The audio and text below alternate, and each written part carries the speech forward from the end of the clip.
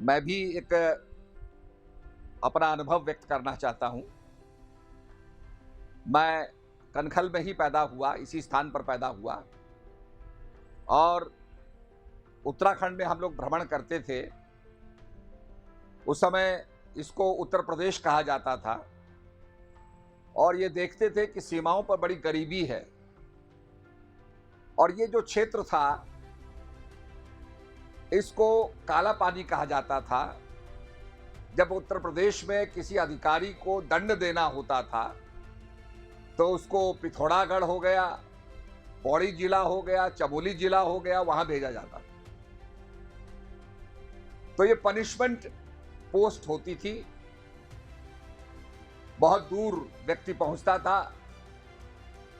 तो यहां मैंने देखा कि बड़ा पिछड़ापन है, विकास यहां नहीं हो पा रहा है और यहां राज्य बनना चाहिए।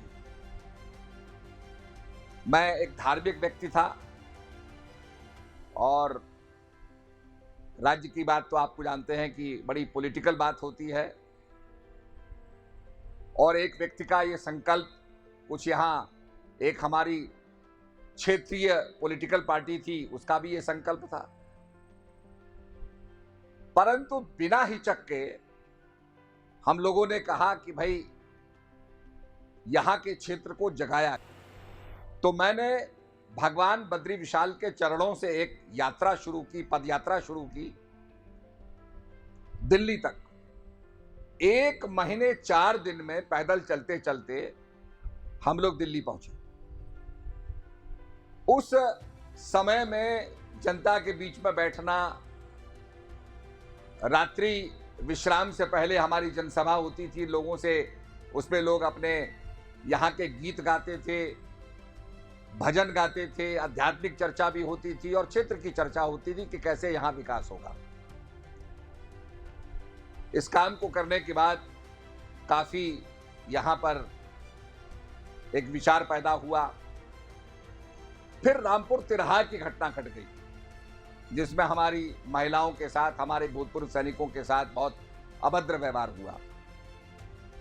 उसके बाद धीरे धीरे ये संकल्प दृढ़ होता गया। And what I believe is that if you lead the world will follow you. अगर आप आगे बढ़ेंगे तो पीछे चलेगी दुनिया और आपको आध्यात्मिक आशीर्वाद भी मिलेगा। तो वही मेरे साथ हुआ और यहां पर ये चर्चा थी, काफी लोगों के अपने अपने विचार थे, परंतु मुझे यहां से मौका मिला और पार्लियामेंट में जाकर के मैं प्राइवेट मेंबर बिल मैंने पेश किया।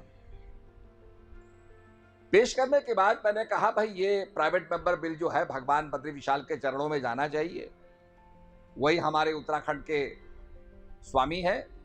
तो बिल लेकर के मैं पहुंचा तो कुछ लोग मुझसे कहने लगे कि भाई पॉलिटिकल काम तो दिल्ली में हो रहा है, आप यहां क्या कर रहे हैं। मैंने कहा भाई ये सुप्रीम कोर्ट है, दिल्ली हाई कोर्ट है।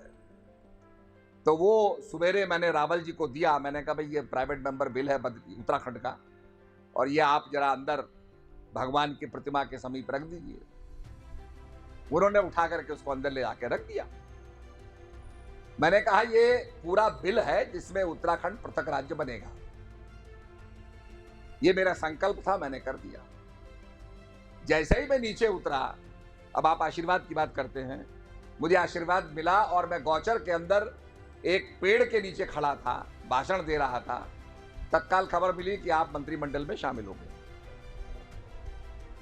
अब वो प्राइवेट मेंबर बिल इनफ्लक्चुअस हो गया क्योंकि आप उसे ला नहीं सकते, अब तो सरकार में आप हो गए, अब तो सरकार खुद लाएगी बिल। काम फिर शुरू हो गया। खैर प्रधानमंत्री जी को हमने कन्विंस किया,